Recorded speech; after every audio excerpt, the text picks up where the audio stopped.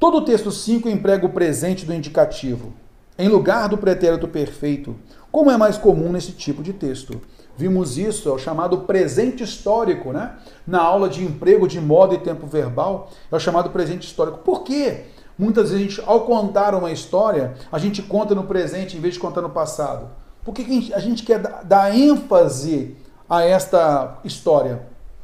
A gente quer tratar essa história como se tivesse acontecido para que o leitor, ou para que aquela pessoa que está ouvindo a minha história, ela se sinta naquele momento da história. Ah, rapaz, aí o fulano faz isso, faz aquilo, ele joga fulano aqui, joga fulano lá, e acontece isso, acontece aquilo. Então eu trago aquela pessoa que está ouvindo a minha história para bem próximo, o leitor também. É para enfatizar, trazer mais um dinamismo nessa história, deixar que a história fique realmente mais viva na nossa mente, beleza?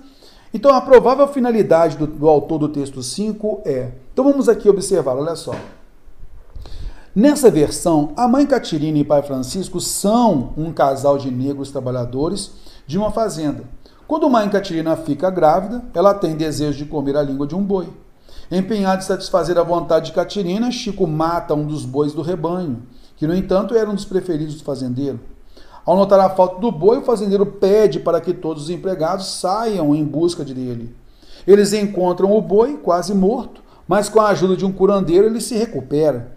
Noutras versões, o boi já está morto e, com o auxílio de um pajé, ele ressuscita. A lenda, dessa maneira, está associada ao conceito de milagre do catolicismo ao trazer de volta o animal. Ao mesmo tempo, mostra a presença de elementos indígenas e africanos, tal como a cura pelo pajé ao curandeiro e a ressurreição.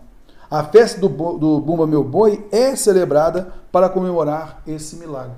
Então note o verbo no presente do indicativo. Show de bola? Bora lá então. Por que é empregado então o presente histórico, né? O presente do indicativo aqui?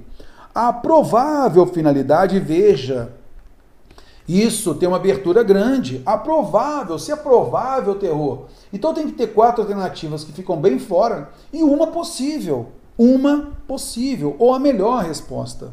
Então, uma provável finalidade do autor do texto 5 em empregar o presente indicativo, o presente histórico é o quê? Mostrar uma nova possibilidade de contar uma história. Isso é uma nova modalidade? Utilizar o presente histórico a gente já usa normalmente. Isso é muito utilizado. Fora, não é uma nova possibilidade, fora. Causar impacto no leitor pela originalidade. Não, esse emprego ele já é visto, né, na literatura. Não é a originalidade aqui, fora.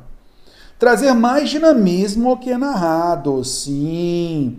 Trazer ênfase, trazer impacto. E aí, nesse caso, você vai contar a história de uma forma mais dinâmica, trazendo os personagens para próximo do leitor, para próximo do ouvinte, beleza? Aí sim há dinamismo.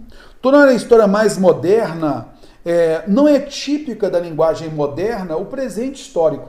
Ele da literatura se faz muito isso, tá? Então não é uma característica da história moderna, digamos assim, tá? E indicar os fatos de forma mais popular. Como a gente percebe, o presente histórico, ele traz dinamismo. Isso não significa que isso vai trazer a história de uma forma mais popular. Porque ele tem raiz na literatura. A literatura utiliza muito isso, tá legal? Não só a literatura, mas a linguagem jornalística e outras mais. Por isso, a melhor resposta é a alternativa C. A provável finalidade é trazer mais dinamismo ao que é narrado. Tudo bem?